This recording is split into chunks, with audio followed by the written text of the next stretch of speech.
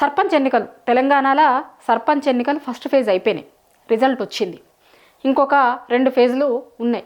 మొత్తం 3 ఫేజులలో సర్పంచ్ ఎన్నికలు పెడుతురు. అయితే ఇవి పార్టీ గుర్తుల మీద జరిగేటివి కాదు, కానీ ఏ పార్టీ వాళ్ళు బలపరిచిర్రు, ఏ పార్టీ అభ్యర్థి అయినే అనేది అర్థమైపోతుంది. కానీ బీఫామ్ ఇయ్యరు, కానీ ఏ పార్టీ వాళ్ళది ఏంది కథ అని ఊర్లో అందరికీ తెలుస్తుంది.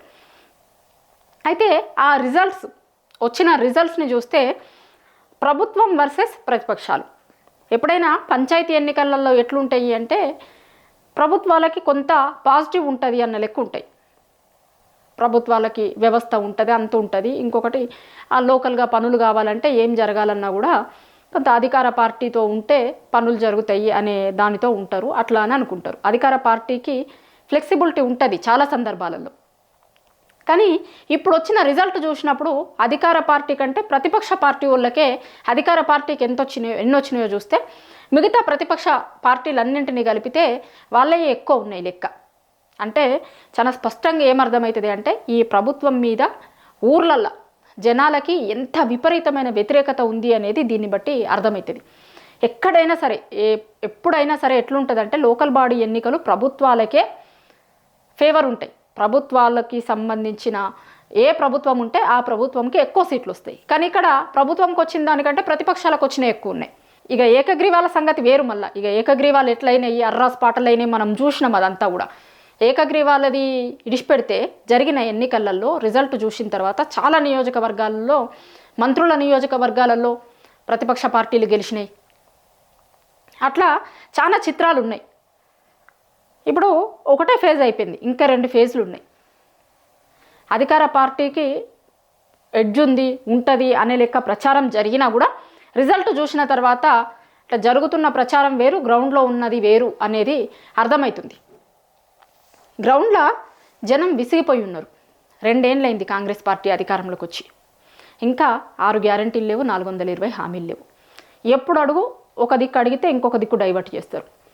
రుణమాఫీ, రైతు భరోసా, కళ్యాణ లక్ష్మి, షాదీ ముబారక్, తులం బంగారం, స్కూటీలు, 2500 ఇట్లా చెప్పుకుంటూ పోతే ఏమి ఇయ్యలే. ఆల్రెడీ జనం విసిగిపోయి ఉన్నారు. ఎప్పుడు ఓట్ల కోసం అని వస్తే అప్పుడు చూపిస్తాము అని చెప్పి చేసిరు. జనం చెప్పకపోవడు కాదు. చాలా సందర్భాలలో ఏముంటుందంటే సైలెంట్ ఓటింగు, తెలియదు జనాలు ఎటువైపు ఉన్నారో అనుకుంటారు.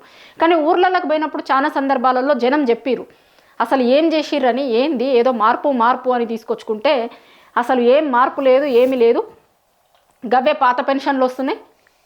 ఇక కళ్యాణ లక్ష్మి, షాదీ ముబారక్ల సంగతి ఏంది చూస్తూనే ఉన్నాం. రైతు భరోసా సంగతి ఏంది చూస్తున్నాం. అసలు కాంగ్రెస్ ఎందుకు తెచ్చుకున్నామో ఏందో ఇది అనేది చాలామంది ఓపెన్గా ఊర్లల్లో మాట్లాడిరు. ఇప్పుడు హైదరాబాద్లో అక్కడ ఇక్కడ మాట్లాడకపోవచ్చు, కానీ ఊర్లలో జనం చాలామంది మాట్లాడిరు ఓపెన్గానే. అదంతా కనిపించింది ఇప్పుడు లోకల్ బాడీ ఎన్నికలల్లో. ఇంకోటి అసలు ఈ లోకల్ బాడీ ఎన్నికలకి ఎక్కడ చూడని చిత్ర విచిత్రాలన్నీ కూడా చూసినాం మనం. ఏంది సీఎం గారు ప్రచారం చేసిరు సర్పంచ్ ఎన్నికల కోసం. చరిత్రలో మిగిలిపోతారేమో సర్పంచ్ ఎన్నికల కోసం ఒక సీఎం ప్రచారం చేసింది ఏదన్నా ఉంది అంటే అది తెలంగాణ రాష్ట్రంలో. ఇక జూబ్లీహిల్స్ ఎన్నికలది కూడా అదొక చరిత్ర. జూబ్లీహిల్స్ ఎన్నికలు ఒక్క ఉప ఎన్నిక జరిగితే వారం 10 రోజులు ప్రచారం చేసిరు సీఎం గారు. అట్లనే ఈ లోకల్ బాడీ ఎన్నికలు అప్పుడు కూడా ప్రచారం చేసిరు. పేరు లేదన్నా పెట్టుకోవచ్చు, కానీ ప్రచారం లోకల్ సర్పంచ్ ఎన్నికల కోసమే. ఆయన చెప్పిర్రు కూడా చాలా సందర్భాలలో బహిరంగ సభలలో. వాళ్ళు పెట్టిందేమో విజయోత్సవ సభలని, కానీ విజయోత్సవ సభలు కాదు, అది సర్పంచ్ ఎన్నికల ప్రచార సభలు. ఆ రోజు కూడా చెప్పినాం మనం ఇవి సర్పంచ్ ఎన్నికల ప్రచార సభలని. ఆ ప్రచార సభలలో పోయి ఏం చెప్పిర్రు, మీకు ఏంది అధికార పార్టీలో ఉన్న వాళ్ళకి ఓటయ్యిర్రి అన్న లెక్క, వాళ్ళు బలపరిచిన అభ్యర్థులకు ఓటయ్యిర్రి అన్న లెక్క, అధికారంలో ఎవరున్నారో వాళ్ళకు చూసి ఓటయ్యిర్రి అన్న లెక్క సర్పంచ్ ఎన్నికల ప్రచారమే కాదు, సర్పంచ్ ఎన్నికల ప్రచారం చేసిరు. మరి అంత సర్పంచ్ ఎన్నికల ప్రచారం చేస్తే కూడా వచ్చిన రిజల్ట్ ఏంది? ఒకసారి రిజల్ట్ చూపిస్తాను నేను మీకు, చూపించిన తర్వాత మళ్ళీ మాట్లాడదాం. ఇది మొదటి విడత పంచాయతీలు ఎక్కడ జరిగినాయి? 4236లో దాంట్లో పోలింగ్ జరిగినాయి 3834. ఎన్నికలు జరగని 6 ఏకగ్రీవాలు గవ్వేనాయి. కాంగ్రెస్కి 1702 వస్తే బీఆర్ఎస్ 1345 గెలుచుకుంది. ఇది బీఆర్ఎస్ వాళ్ళది. బీజేపీ 186, ఇతరులు 524. ఇంకా ఇది వచ్చేటప్పటికి ఇంకా ఫలితాలు రావాల్సింది ఉన్నది 77. ఇక కాంగ్రెస్ వాళ్ళకి ఎన్ని అయితే వస్తాయో అంతకంటే ఎక్కువ ప్రతిపక్షాలకు కలిపి వచ్చినాయి. దాంట్లో ప్రధాన ప్రతిపక్షం బీఆర్ఎస్ పార్టీకి వచ్చినాయి ఎక్కువ. ఇది సర్పంచ్ ఎన్నికలు మొదటి దశ ఎన్నికలు రిజల్ట్ ఇది. మొదటి దశ సర్పంచ్ ఎన్నికల రిజల్ట్ ఇప్పుడు నా ఎన్నుకుంది. ఇక దీనికోసం ఏమేం జరిగినాయి, ఎంత జరిగినాయి చూసినాం మనం. ఏది ఈడ నల్గొండ కోమటిరెడ్డి మంత్రి గారి ఇలాకాల సర్పంచ్ నామినేషన్ ఇవ్వకుండా ఒక బీసీ, వీళ్ళు మళ్ళీ పొద్దుగాల లేస్తే బీసీల పార్టీ మాది, బీసీల కోసం 42 రిజర్వేషన్లు అది ఇది అంటాం. ఒక బీసీ సర్పంచ్ అభ్యర్థిగా నామినేషన్ వేయకుండా వాళ్ళ భర్తను ఎత్తుకొని పోయి ఎట్లా చేసిర్రు అనేది తెలంగాణ సమాజం అంతా చూసింది. హత్యా రాజకీయాలు చూసినాం కొత్తగా సర్పంచ్ ఎన్నికలల్లో. ఇక భయపెట్టించుడు, వాళ్ళని కిడ్నాప్లు చేసుడు, ఇట్లాంటివి మస్తు జరిగినాయి. అయినా సరే తెలంగాణ సమాజం డిసైడ్ అయిపోయింది. ఇక వీళ్ళ పట్ల విసిగి వేజారిపోయి ఉంది అనేది ఈ రిజల్ట్ను చూసినప్పుడు అర్థమైపోతుంది ఎంత విసిగిపోయి ఉన్నారు ఊర్లలో అనేది. ఎందుకంటే ఇబ్బంది వాళ్ళే పడుతురు కదా, ఊర్లలో ఉన్నోళ్ళు ఎంత ఇబ్బంది పడుతురు అంటే యూరియా కోసం క్యూ లైన్లలో నిలుచున్నది ఎవరు మర్చిపోలే తెలంగాణ జనం.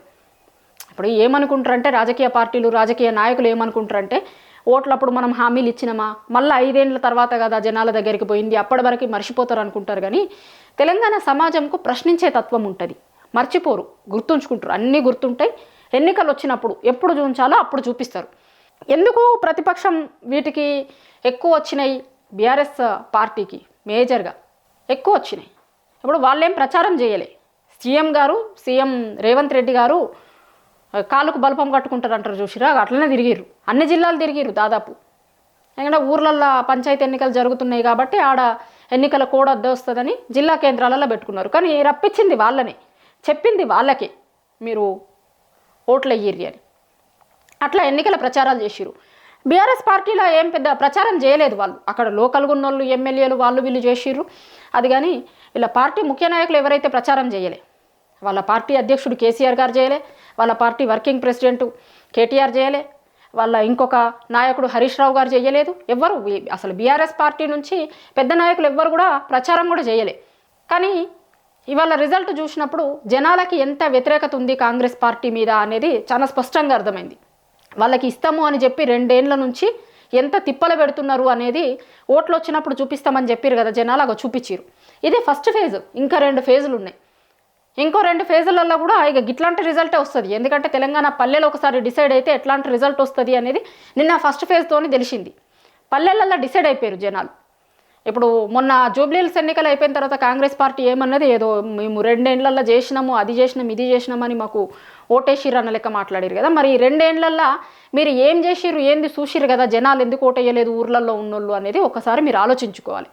విపరీతమైన వ్యతిరేకత ఉంది, ఏమీ చెయ్యలే, మస్తు చేస్తామని చెప్పారు. లాస్ట్కి సర్పంచ్ ఎన్నికలను కూడా ఏడుకు పట్టుకొచ్చారంటే 42% రిజర్వేషన్లు, మేము రిజర్వేషన్లు ఇచ్చి చేస్తాము, లోకల్ బాడీ ఎన్నికలకు బొమ్మంటే కోర్టు ఎన్నిసార్లు చెప్పినా ఈ రిజర్వేషన్ అనేదాన్ని ముందటేసుకొని జరుపుకుంటూ వచ్చారు. ఇక మళ్ళొకసారి జరిపే అవకాశం లేకపోయిన తర్వాత ఎన్నికలకు పోయారు. ఇక ఎన్నికలకు పోయినప్పుడు కూడా ఏం చేశారు, మళ్ళీ సర్పంచ్ ఎన్నికలే, ఇవి పార్టీ గుర్తు మీద జరిగేటివి కాదు కాబట్టి ఒకసారి ఇది పెట్టి చూద్దాం శాంపిల్గా అనుకున్నారు. కానీ ఈ శాంపిల్ చూసిన తర్వాత ఇక ఎంపీటీసీ జెడ్పీటీసీ ఎన్నికలకు పోతారా అంటే అనుమానంగానే అనిపిస్తుంది. ఎందుకంటే ఈ శాంపిల్ చూసిరు కదా, ఇవి పార్టీ గుర్తు మీద జరిగినవి కాదు. రేపు పొద్దున ఎంపీటీసీ జెడ్పీటీసీ ఎన్నికలలో పార్టీ గుర్తు మీద జరగాల్సినవి. ఈ రిజల్ట్ చూసిన తర్వాత ఆ రిజల్ట్ ఎట్లుంటుంది ప్రభుత్వానికి ఆల్రెడీ అర్థమై ఉంటుంది. కాబట్టి ఇప్పుడు మరి ఆ ఎన్నికలకు పోతారా లేదా అనేది ఇంకో 4 రోజులైతే ఈ సర్పంచ్ ఎన్నికలు మొత్తం 3 ఫేజులు అయిపోతే తెలుస్తుంది. కానీ సర్పంచ్ ఎన్నికలతోని ఒక్క విషయం అయితే చాలా క్లారిటీగా అర్థమైంది, పల్లెళ్ళు ఎంత తిరగబడుతున్నాయి అనేది అయితే ఈ ఎన్నికల రిజల్ట్తోనే అర్థమైంది. ఫస్ట్ ఫేజ్ జరిగినటువంటి ఎన్నికల రిజల్ట్స్లలో 2 ఏళ్లలో ఏమీ చెయ్యలేదు. కాబట్టి ఇప్పుడు జనాలు కూడా రోజు మాట్లాడటానికి దొరకరు కదా, వీళ్ళు ఎవరు సరిగా నియోజకవర్గాలకి ఆడికిడికి పోతుందే లేదు కదా, జనాలు అడుగుతామంటే కూడా. ఇక వాళ్ళ దగ్గర ఉన్న ఆయుధం ఏంది, మళ్ళీ ఓట్లు వచ్చినప్పుడు చూంచాలి అదంతా. కాబట్టి ఆ ఓట్లు వచ్చినప్పుడు ఇప్పుడు 2 ఏళ్లలో మీరు ఎంత ఇబ్బంది పెట్టిర్రు, ఇస్తాము అన్నయ్య ఎందుకు ఇయ్యలేదు అనే దాని మీద జనాలు ఇచ్చినటువంటి తీర్పు, మీ 2 ఏళ్ల పాలనకు వచ్చిన తీర్పు ఇది. జనాలు వ్యతిరేకంగా ఉన్నారు అనడానికి నిదర్శనం ఈ పంచాయతీ ఎన్నికల రిజల్ట్స్.